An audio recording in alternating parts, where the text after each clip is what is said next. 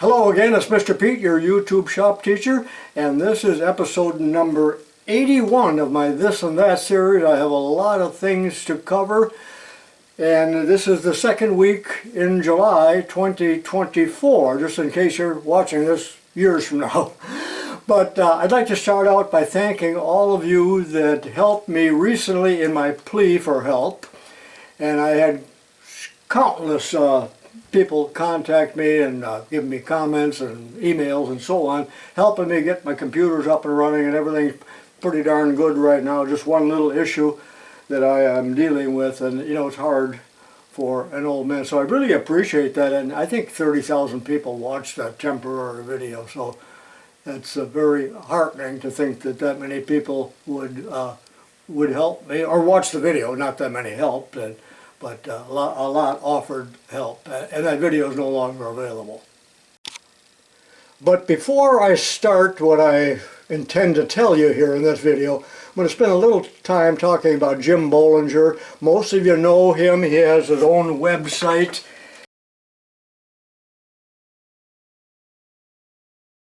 And I'll show you a picture of that in a minute. But the Bollinger family had a terrible tragedy where Mrs. Bollinger was in an accident and badly injured, demolished the car, and she was seriously injured, and both of the boys, but especially Bo, he's still recovering, and it's going to take a long time, and this has been a tremendous financial burden on the family. So some time ago, there was a GoFundMe project started, and I think they've already raised about 40 grand, and I'm going to put links in the descriptions if you would like to give to that. And a lot of you already have, as I have, and has Timm Rosenthal, who I'm going to talk about here in just a minute. So please consider that. If you could afford to send $10 or $100 or $1,000, whatever it is, you know, just imagine the turmoil caused in a family by something like this. And you know, I have met Jim. I spent time. I've been at his shop. He's just a wonderful man, and you know, he's a great teacher too, and he's a wonderful welder. But if you watch any of his videos, you'll see that he has the knack for teaching. So if you go to the link in the description below, you can click on it and come to this site, and there's a picture of what's left of the car. And if you want to donate, all you got to do is click a few buttons and so on, and you can, and your name will appear here. So, matter of fact, the most recent contribution here is Timm Rosenthal, who I'm going to talk about here in just a minute. So, say a prayer for the family as well. They are such good people, and we're hoping that they can fully recover financially and physically from this tragedy. Now, many of you out there may remember that I have talked about the Rose Index, and they're made in two different sizes. It's a wonderful product, and it's invented and patented and so on, and marketed and manufactured in the USA by my good buddy Timm Rosenthal, and I'm going to put a link in the description to this as well. And why am I telling you that? Because Timm is also actively involved in trying to raise a little money for the Bollinger family, and let me expound on that a little bit, and again, links in the description. And by the way, Stan out in California, you know Stan of the RZ Bash fame, he has talked about the Rose Index and a discount code. If you do buy one of these from the website right here, there is a discount code, but furthermore, if you buy one in the near future at the regular price, I believe, Timm is going to donate 50% of the proceeds to the Bollinger. So that's a double whammy. If you would buy one of those, you'd have a great tool, and you would help Timm, and you would help mainly here the Bollinger. So again, links in the description for that, and thank you, Timm, for your generous offer on that, and thank you, Stan, also for talking about this. And again, here I am with Timm several years ago when he visited me here in my man cave. 2 days ago I received a package in the mail. I didn't know what it was. I opened it up and there was no note or information in there whatsoever. But in there was this beautiful lead hammer with a nicely turned wooden handle. Beautifully made. And it was sent to me by Randy Richards. So I got a hold of him and I said, thank you. And he said, well, I didn't make it. I just sent it to you. There was a man at the Barzy Bash that maybe he thought I was going to be there, and of course I wasn't. But anyway, he gave this to Stan, and then Stan gave it to Randy to send to me. So, you know what I'm talking about. I know it sounds crazy, but anyway, I got this beautiful hammer, and thank you to whoever made it and donated it for the good of the cause. This beautiful cutout, laser cutout or plasma cutout of a buck was sent to me just 3 days ago from Ventura, California, and it was made by a shop class by one Mr. Paul Fredette, the teacher who just retired, and I'm going to talk a lot more about some pictures that he sent me, but I will not do it in this video. I got too much to cover and I haven't had a chance to look at the pictures, but this can be hung up on the wall. There's a hook right here, so you know that is pretty darn awesome, and I just love hearing from other shop teachers, and he put 35 years into teaching, and obviously he's a guy that got a lot done, and the kids really liked him and learned a lot. But I had to laugh. So again, I get a package in the mail, looks like this, and in it there's about $5 worth of bubble wrap, and that's still not us, but inside of the bubble wrap was a wooden box. You can tell this is a shop teacher. So, I mean, it took me 15 minutes to even get that open, but when I opened it up, more bubble wrap and the buck. So I got a kick out of that. Some people really know how to pack. I think a lot of you know that I love these little Starrett micrometers. Now, this is a 1/2 inch. This is a small one, 1/2 inch capacity, and Mr. Krug gave this to me. Matt Krug from Lost Creek, just 3 or 4 months ago. But even more recently, do you remember when I opened the Cardex file in that rusty video? This was in the Cardex file. It was the only micrometer that was in perfect condition. So again, this is a 1/2 inch micrometer, but what is the difference? Well, it has the ball anvil, so it can be used to measure the thickness of tubing or pipe. I should have put the 1-inch micrometer in place so you get an idea of the scale, but anyway, I did it now. And again, the purpose, here's a piece of brass tubing, and if you wanted to know the wall thickness, you would simply put the micrometer in there like that and read it, and you would have the wall thickness. Not too many people watched the interview of me several months back, so if you'd like to watch that, I'll put the link in the description so you can check it out. It's a long video really, but some of you may enjoy that, so check it out. Here's the full title for that video if you want to search for it that way, or look for the link in the description. I'm standing at the Bridgeport, and approximately a month ago in the comments of a video someone asked me about this halo light that I have on the Bridgeport, and I'm sorry if I didn't answer that, but if you ask me a question in the comments, they become buried very quickly and I cannot find them. I cannot answer, but here is the name of the company. I do not know if they still make them. It's called Hot Dog Machinery, I believe, with a wiener dog. So you can check that out if you want, and that is in a video of mine long time ago. I do not know the name of the video.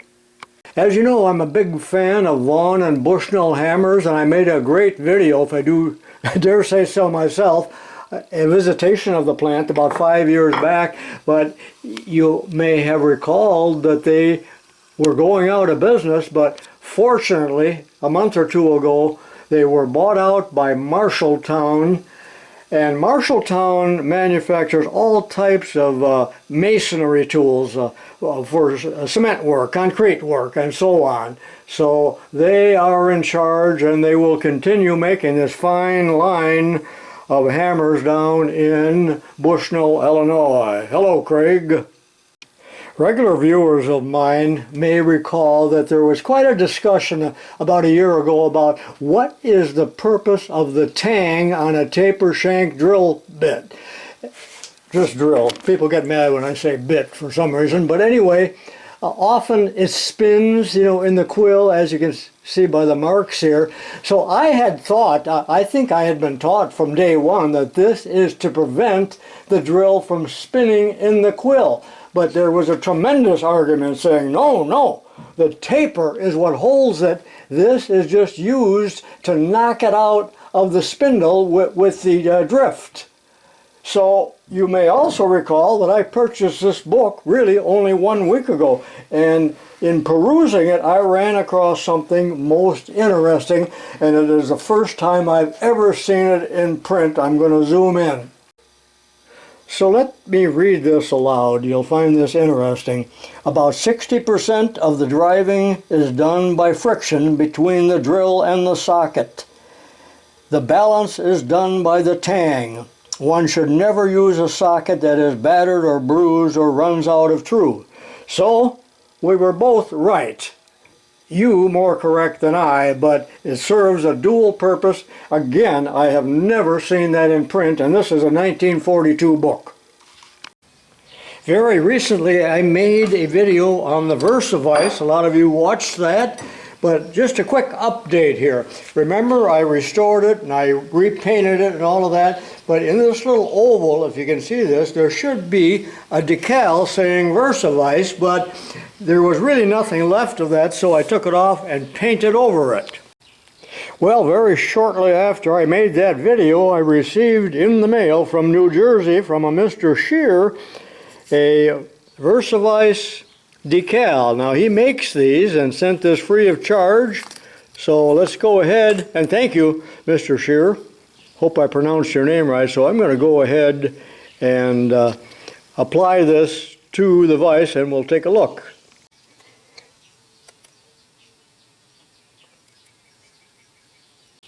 Well, now I ask you, is that awesome enough? And I think he makes these for various different applications where you can no longer get decals, but that really gives it a nice finish, doesn't it? One more thing concerning the VersaVice. Now, those of you that watched the VersaVice video realize that I lost about half of the footage at the beginning, where I not only degreased this, but de-rusted it. There wasn't a whole lot of rust, but people ask me, what did you use? And this is the product that was given to me some years ago, and it's a powder, and it's called Industrial Rust Eliminator, and it's mixed with water, and that's what I used. So here's what is left in a 1-gallon jug, and it works quite well. At least as good or better as the famous Evaporust. But what I like about this is that, Evaporust, you've got about 30 seconds to get some oil on it before flash rust starts, and I didn't notice that to happen with this product. So whoever sent this to me a long time ago, and they gave me 2 of these, so I used one and got another spare here. And like I said, it's a powder, it is not a liquid. You do have to mix it, so it's a little bit cheaper to ship. So thank you for that, and thank you for the decal, and watch that video if you haven't seen it. Just a few weeks ago, I went to an auction, and that was the one with 50,000 views, believe it or not, and I'll talk more about that later. But during that auction, I purchased a very, very rusty woodworking vise made by Morgan. Well, 3 days ago, I gave it away. It was so rusty. I did get it freed up, but I thought I got more darn projects than I can ever finish anyway. But 2 days after I gave it away, I get a letter from Mr. Sam Schublum, and he's down, I believe, in Texas. Let me double check. No, Kansas City. And he sent me a picture of something that he did. I thought, boy, I would have loved to make a project out of that. And here is the picture.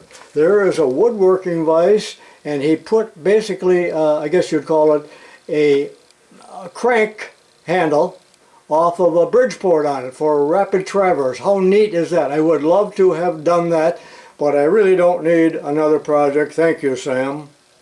And now for a few viewer appreciation gifts. Juan Fernandez, and he's from North Carolina, sent me a couple awesome stickers here from the Army Airborne, and he lives out in North Carolina, and I believe he's retired, but he was in this division here of the infantry regiment. Thank you, Juan. Very recently I purchased at public auction this small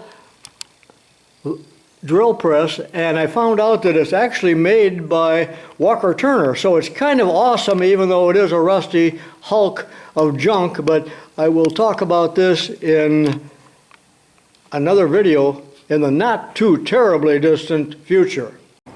In the very near future I will be doing a trilogy on my sensitive micro drill presses, so I hope you watch that when available. 3 videos. I hope that you watched my Mitutoyo video recently, but they sent me double of everything, and I already gave the calipers to my son up in Aurora, but I would like to give these 2 things away, the indicator and the micrometer, sometime next winter or fall, but I cannot think of a good way to do it in regards to a lottery or a drawing or whatever. So if you got any ideas of how I might do that, or if I should do this, or am I wasting my time, let me know. Do you remember a few months back that Kevin Lousy sent me or loaned me this drill bit model that I used in a video, and this is one that I manufactured with Peterson Products many years ago. But in the way of dunnage in that package, he had 2 black t-shirts. So here's one of them. I thought that was pretty awesome. And then here's the other one, if I can get it unwrinkled here. So we got some neat calipers there, and I'll be proud to wear these. Thank you, Kevin. 3 months ago, I found these t-shirts between my screen door and my back door, and I couldn't figure out where they came from, but eventually I found out that they were put there by Mr. Dave Taylor. You know, he's the welding teacher at the local school here, and he's the one that has put on all of these wonderful iron pours. But anyway, someone came to visit him and said, give these shirts and these stickers to Mr. Pete. So David came and gave them to me. It took me a few weeks to even find that out, but we got some beautiful shirts here as well. Actually, there's 3 of them. American Racer, Burns Racing Equipment, and yet another one, black. So thank you to the person that gave these to Dave to give to me. Does that make any sense? Actually, I just found out, my wife wrote me a note, I lose everything. These were given to Dave, to me, by John Freeman, and he is in Massachusetts. So thank you, John. Well, this video is essentially over, but I have a long story to tell if you can take a little bit more of it. But in my most recent video here, I had been complaining, as it is my wont to do, about my poor performance here, that nobody's watching my videos, but I knocked it out of the park with this, with 52,000 views, which is really in the entire Yankee Stadium, which holds about 52,000, everybody actually watching that. So it's kind of a neat thing to think about, but why am I saying I knocked it out of the park? And that is what this little story is all about. When I was a boy, 12 years old or whatever it was, I was in Little League, and I absolutely loved sports and baseball. But they just knocked that out of me, and I had no interest in sports since. I'm not going to tell the whole story about why I quit Little League, but it was devastating to me at the time, basically because they wouldn't play me. My job was to sit and warm the bench. But so I quit that, but before that I was the world's biggest Yankee fan, and you know, I just love Yogi Berra and Mickey Mantle and Whitey Ford, all those guys, Casey Stengel. And I was a bit of a Walter Mitty in that I just imagined standing at home plate and hitting that ball like Babe Ruth and knocking it out of the park. with 50,000 people watching as I rounded the bases, waving my hand. So, you know, it's a ridiculous thought, but that's how much, that was my idea of success. Well, that's over by 1955, but with that video that I just showed you, I knocked it out of the park finally. But you know what happened there? Really, I thought the one where I opened the cabinet, the Al Capone vault, I thought that would be the winner, but that had like 30,000 views, and the other one, the Rusty one, had 52,000, and it's still growing, so check that out if you haven't seen it. And that was one of the best auctions of my life, although it was all rusty junk, but it was extremely enjoyable, and maybe that's why so many people enjoyed the video. Well, I'm done with that anticlimactic story, and I'm done with this video, and I'll see you next time. This is Mr. Pete saying so long for now.